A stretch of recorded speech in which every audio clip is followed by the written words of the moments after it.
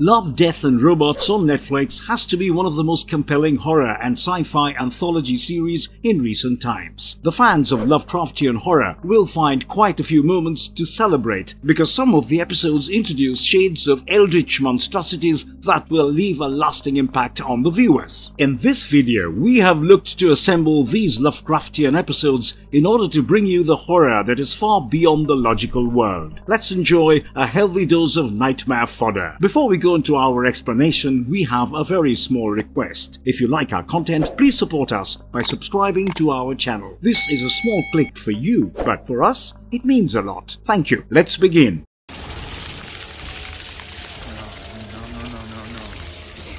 Involted Halls Entombed, Season 3, Episode 8. While there are several other episodes in Love, Death and Robots that play on different elements of the Lovecraftian theme, Involted Halls Entombed is easily the most effective of them all. The narrative directly refers to the mystery behind the Cthulhu mythos through an engaging story that starts off with a group of US soldiers on a hostage rescue operation somewhere in the Middle East. The insurgents have kept the hostages in a complicated system of tunnel networks and caves, and the team of soldiers follows them inside. They keep going deeper into the tunnels, and much to their shock, they find out that the hostage and the captors are all dead and transformed into skeletons. What is more surprising is no sign of struggle or evidence to suggest the cause of their deaths. Meanwhile, they encounter various threats inside the strange caves, such as flesh-eating, spider-like creatures, and most of the soldiers are done for. The squad leader, Sergeant Coulthard, and the medic named Harper are the only survivors, and they end up reaching a massive empty space inside the cave, where a giant eldritch god is kept as a prisoner. Everything about the surroundings is out of this world, and the god demands to be set free. While the squad leader almost goes into a trance and tries to free the god, but Harper attempts to kill it before it can be freed. However, viewing this unexplained entity takes a toll on her mind, and it seems as though the god has taken over. She takes out her eyes in order to stop watching the entity, but it is too late,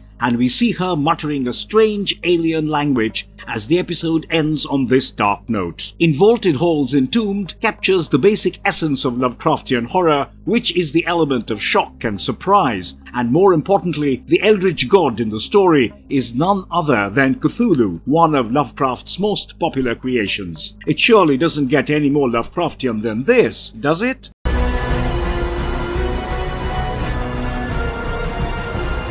The Secret War, Season 1, Episode 18. There couldn't have been a better ending to the first season of Love, Death and Robots than the insanity that unfolds in the episode titled The Secret War. The narrative is premised in Siberia, and there is an unexplained evil force lurking deep within the cold forests. The men of the Red Army are sent to fight this force, and some unholy, otherworldly entities need to be taken care of. The soldiers are led by Lieutenant Nikolai Zakharov, and he must gather his men to fight some overwhelming odds against an alien force far more superior. When the fight gets to a point where victory chances seem bleak, Zakharov sends his son to get word of this massacre back to the headquarters. His son leaves unwillingly for the greater good, and the ghoulish enemy gets the better of the brave warriors who fight till their last breath. The battle-hardened lieutenant is the last man standing, and he decides to use explosives to blow up the entire region to take down as many of the enemies with him as possible. The episode ends with a glimmer of hope, even though the next morning reveals the horrors of the massacre. While the corpses of the fallen soldiers are being eaten by the creatures, we see the full might of the Russian Air Force, which bombs the region, hopefully eliminating all the devilish creatures out there. That being said, earlier scenes suggest the presence of far greater number of these creatures deep within the mountain networks. Even though the bombing mission killed a majority of them, there might be still a few survivors who can possibly continue the fight. Overall, the Lovecraftian nature of this episode is quite evident from the mysterious nature of these creatures, the mayhem that they unleash, and the unexplained manner of their existence and uncertainty about the future of humanity are all deep-rooted features of the horror maestro, and this narrative is surely going to tickle his fans in all the right spots.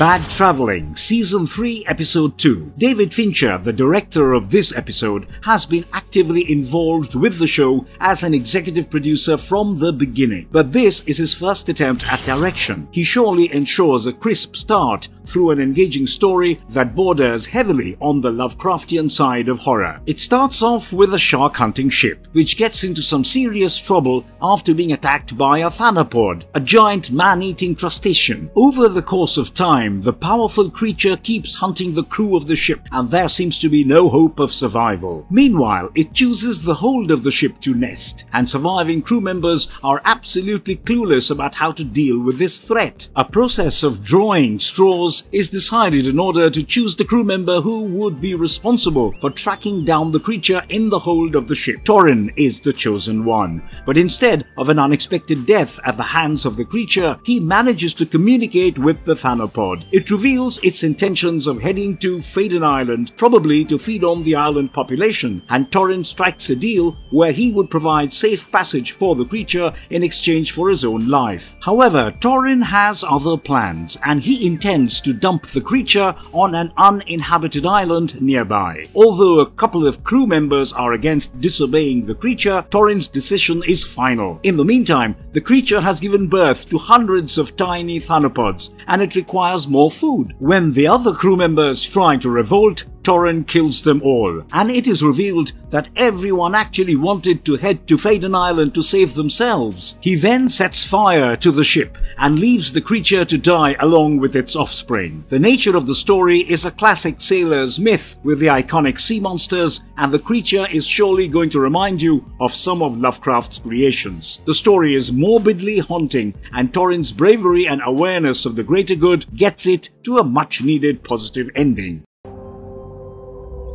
Leaving just enough to appreciate my surroundings. Zema Blue, Season 1, Episode 14. What is the ultimate motive of life, and what should one truly aspire for? No, we aren't trying to confuse you with hard-hitting philosophical jargon, but simply revealing the basic plot of Zema Blue, another intriguing episode from the show. A young woman with a great knowledge of robotics created a few robots to work around her house, and a pool cleaning robot was her personal favorite. She enhanced this robot with time by giving it a full-color vision and a brain capable of processing visual data. It could make decisions, and with further modifications, the robot takes on the name Zema, after the color of the blue tiles in the swimming pool called Zema Blue. It soon became a fascinating wonder for the rest of the world, and everyone started to think that Zema was only a human with some incredible cybernetic modifications. However, all this while, Zema is always in search of his true purpose and the purpose of the universe. Eventually, the robot looked back at his true origins and came to the understanding that his basic knowledge of pool cleaning was his actual purpose, and everything else he was aspiring to find was nothing but a mere illusion. Upon this realization, the robot shuts down his brain functions, keeping just what is enough to appreciate his surroundings and experience satisfaction from completing his tasks. The Lovecraftian element in this episode might be subtle, but there are some clear hints. The exploration of the purpose and necessity of human existence, and how the universe has greater mysteries than the human mind can ever comprehend, are the backbone of the story. Zema goes from a sentient robot to shutting down his brain functions, and through his journey, we get a glimpse of the philosophical side of Lovecraft's themes and views.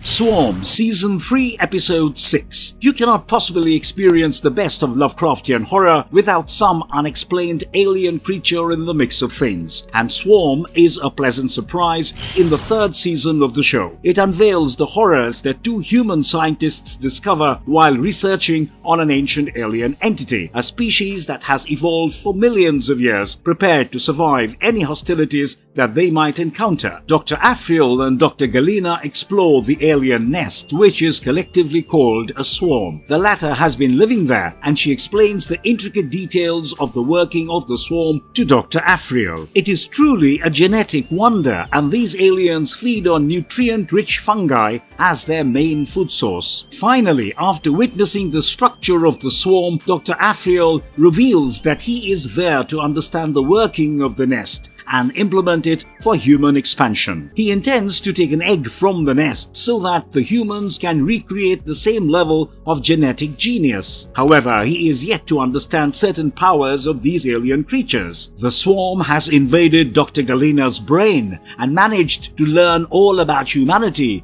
and Afriel's intentions. He is given two choices, where he could either remain there as an intelligent being or face ugly consequences for trying to compete with the swarm, and the scientist takes up the challenge on behalf of humanity. The episode closes with a haunting realization that the swarm is far more supreme than anticipated, and they have survived for millions of years because of their incredible adapting powers. The episode might not be so-called gory or scary on the face value, but the terrifying nature of the swarm will bring back Lovecraftian horror memories. The sheer insignificance of humanity and the dominance of an unexplained species far superior is what the true fear factor of the story is, and it is one that will impact you for times to come. Oh my god!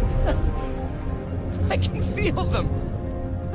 Fish Night, Season 1, Episode 12. The story opens somewhere in Arizona, where vast stretches of desert and canyons are all around. Two salesmen are traveling in their car, and when the radiator dies on them, they are stuck in the middle of nowhere. Since it's already dark, the men decide to rest and wait out the night before trying to find a fix. Suddenly, the men are shocked to view shimmers of light across the desert landscape. The bizarre visuals remind the old man of the sea, and he tells the young salesman how the desert region used to be the bottom of the ocean millions of years ago. What they start to witness has no rational explanation, but the old man believes it to be the haunting of ghosts of creatures that used to reside there all those years ago. As the night goes further, they witness ancient aquatic species all around them, and all of a sudden the young man is caught up in a trance. He decides to join the fish and swim with them, and leaps into the air despite the warnings of the old man. The consequences aren't pleasant, and the young man is soon turned into one of the ghosts all around, and his new form is short-lived as a megalodon shark appears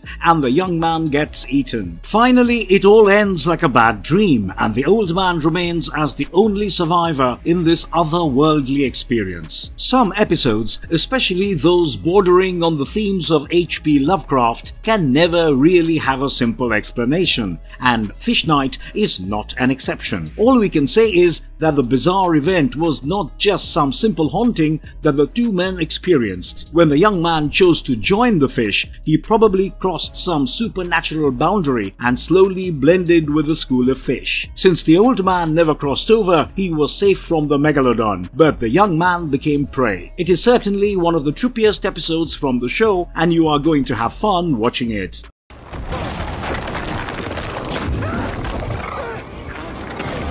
The Toall Grass, Season 2, Episode 5. Is it even a proper Lovecraftian episode if the narrative does not leave you with more questions than answers? Well, The Toall Grass fits the bill perfectly, and this creepy creature horror story is just the stuff that nightmares are made out of. The episode begins with a main character named Laird passing through the vast prairies at night on board a train. When the train comes to a halt to build up steam, Laird walks out for a smoke, and he is warned by the guard to not wander off. However, once he witnesses strange blue lights at a distance, curiosity gets the better of him, and he ignores the warning of the guard. Later, when the guard calls out for everyone to get back on the train, Laird starts to panic, and things soon become a lot worse when he comes across a strange humanoid creature that lets out an eerie cry after spotting Laird. As the creature tries to get him, Laird runs for his life, only to encounter many more of these creatures. Eventually, he is pinned down by the creatures, and just as he is about to give up on his life, a blazing fire in front of him forces the beastly entities away. It turns out that the guard came looking for him, and after they both hop back on the train, the guard tells him more about the creatures. They are the unfortunate ones who got lost in the plains, and it is some mutilated and demented form that they have taken. Now the creatures prey on those passengers who stray away from the train, and Laird realizes that he just came back from the edge of death. The terrifying creatures in this episode are the real showstoppers, and there is something innately Lovecraftian about them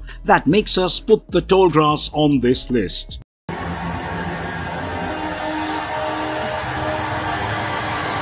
Beyond the Akila Rift, Season 1, Episode 7. There is something truly uncanny about being lost in space, maybe because no one can hear you scream. Clichés aside, Beyond the Akila Rift puts forward a terrifying story about a futuristic space travel gone wrong. We start off with the crew members of a spaceship named Blue Goose. They have just finished their mission, and now it is time for them to head back to Earth. What is supposed to be a regular, uneventful journey soon turns out to be their worst nightmare, as they end up going way off course. As is the norm in long-distance travel through space in sci-fi movies, the crew members go into cryo-sleep, and when they wake up, they find themselves a few light years off course. The suspense keeps building till the end, when the true nature of their helplessness is revealed, and there is something unnerving about where they end up. Even the crew members are quick to realize that something is terribly wrong, even though the new world where they have ended up seems to be the perfect illusion. It is finally revealed that through a space web, the spaceship came to the home of an alien arachnid species, which probably consumes the resources of all lost ships that wander here. The survivors are put on an illusion, where they live in a simulation so that their last days can be peaceful, and the crew members of Blue Goose are doomed for a similar fate. Maybe there is an empathetic side to these alien creatures, where they don't want the survivors to realize their true condition, and the illusion keeps them happy for whatever time they have left. Lovecraft loved to play with illusions and toyed with reality on various levels, and the story of Beyond the Akila Rift has the perfect blend of cosmic horror and Lovecraftian horror that one might desire.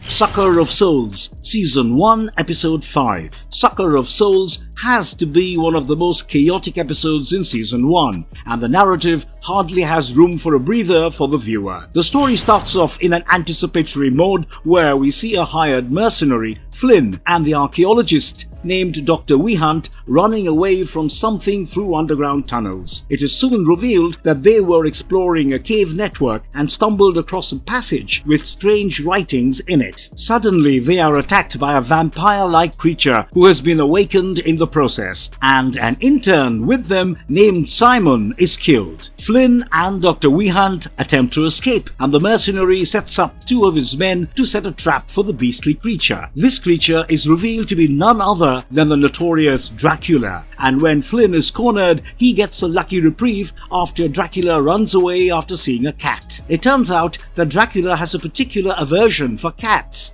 and this can be used to fight him. Together they set up a trap for Dracula in the cave networks, and finally the creature is seemingly killed with a flurry of bullets and explosions. The archaeologist seems to have a surprising knowledge of the cave networks, and he reveals that the tunnels will eventually lead them to prison cells that apparently house more such vampire-like creatures. The chaotic narrative ends on a cliffhanger as well, because we don't get to witness the final consequence of the vampire attacks. The uncertainty of the plot is easily the most Lovecraftian thing about the episode, and the creature designs might be a fond throwback to some of the horror maestro's creations.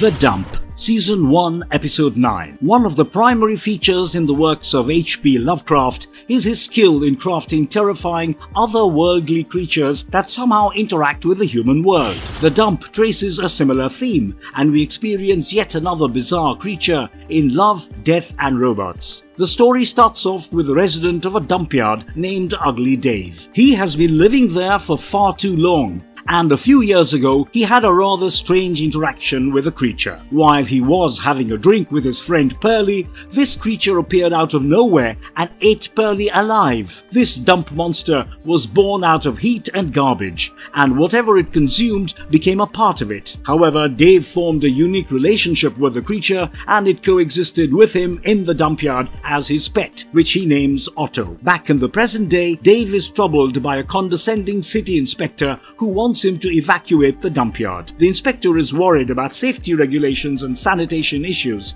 but Dave is simply not bothered about such orders. He is determined to sit tight because he believes the dump yard to be his true home, and he has an interesting offer for the inspector. He proposes the idea of telling a story, after which the inspector gets to decide whether or not to forcibly move Dave out of the dump. He goes on to tell the inspector all about Pearly and his monster pet Otto, but the latter is unbothered and doesn't care about such absurd stories. That is, until the creature appears out of nowhere and gobbles up the inspector in a flash. The episode ends on this shocking note, marking a momentary victory for Dave and his weird pet. The creature might not exactly have the traditional Lovecraftian look, but its mannerisms and shock value will remind you of some infamous Lovecraftian creatures.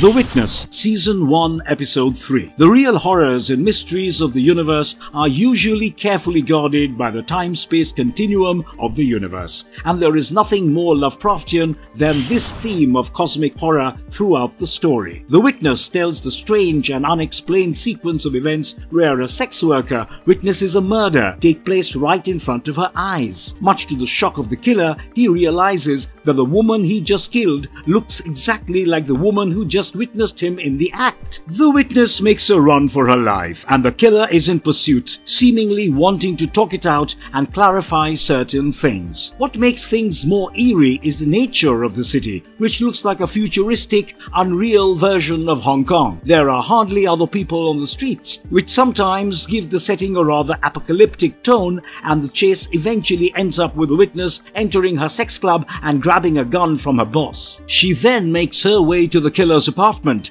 and waits patiently for him with a loaded gun. The moment he returns home, he is greeted with a surprise attack, and after a brief struggle, the woman shoots him dead. But the story isn't just over yet. After shooting the man dead, the woman looks out across the street and watches another version of this man looking back at her. What we have managed to decipher from this Lovecraft-themed nightmare is that the man and the woman are stuck in a never-ending death loop, which could also be some kind of punishment that they are serving in their afterlife. They will keep running after each other's lives endlessly in this unreal landscape, and they are doomed to continue forever due to some unknown reasons. The Witness shows that an episode can leave a lasting impact even without catchy creatures or jump scares, and the unexplained bits of the story are sure to ignite some Lovecraft nostalgia among the fans. Malfunction. Life Hutch, Season 2, Episode 7. Some of the best episodes of Love, Death and Robots are charming because of their lack of context, and Life Hutch is one such instance in the second season of the series. It tells the story of a space pilot named Terrence who was involved as a part of the defense force during a severe attack on humans by Death Star-like planetoids. He had managed to open fire on the assailants, but the impact of some massive explosions damaged his spaceship, and he crash-landed on a nearby deserted moon. After some initial inspection, Terrence realizes that the spacecraft is beyond repair, and a structure at a distance grabs his attention. He also has to keep a steady eye on his rapidly depleting oxygen levels as he rushes towards the structure. It turns out that the structure is nothing but another crashed spacecraft with a maintenance robot that seems to be malfunctioning. But soon the true horrors are revealed, and we get to know that the robot has been designed to kill anything that moves after somehow getting rewired during the crash. Terrence must sit tight without moving a muscle in order to survive, and he tries some desperate distraction tactics to keep the murderous robot away. Things get trickier when his hands almost get crushed, but he is forced to stay silent and still, even with the incredible pain. Eventually, he uses the detached leg of the robot to destroy it, by shining a flashlight on its own leg, and the intense cat and mouse game will have you on the edge of your seats the whole time. H.P. Lovecraft often created similar themes of uncertainty and random threats in his stories, and even without any such cosmic horror element or ancient creatures, the narrative does fit the Lovecraftian mold. Mason's Rats, Season 3, Episode 7. What is so unusual about a farmer dealing with a rat problem? Well, this particular episode of Love, Death and Robots will bring you a side of the problem that you aren't quite prepared to handle. It tells the story of a farmer named Mason who is troubled by the several rats in his barn. After his basic efforts to exterminate them fail, he realizes that the creatures have evolved and they need a professional and specialized intervention to be killed. Mason calls for a pest extermination company, who immediately sign him up with their advanced technology to eliminate the rats on his farm. It all works temporarily, and whenever the rats come up with a plan, the company tries to sell Mason some updated version of their new technology to kill the creatures. Finally, when Mason gets a robotic rat killer, his rat problem is about to be resolved. But the man is not exactly happy about the cruelty and unfair means adopted by the robot. Eventually, he sides with the rats and destroys the robot, and we witnessed a new partnership between former adversaries. The extermination company is fired, and a new life begins for Mason and the surviving rats. Of course, this wouldn't count as one of the directly Lovecraftian episodes by any means. However, the nature of the rats and their fierce struggle for survival through rapid evolution did remind us of a few Lovecraftian entities. The fight sequences are rather morbid in the episode, and it wouldn't be often that you will find yourself rooting for rats in a fight against robots. Overall, we just wanted you to finish on a positive note after some rather dark-themed episodes, and this mildly Lovecraft-themed episode featuring Mason and his rats might be just the right ending. Love, Death and Robots never ceases to amaze us, and we hope that these Lovecraftian episodes are going to entertain your Halloween hangover. Do let us know in the comments below about your favorite ones from the list, and also tell us if you think any other episode in the show reminded you of the works of H.P. Lovecraft. And if you liked our content, don't forget to leave a like and subscribe to us if you haven't already. Have a good one and be safe. Thanks everyone.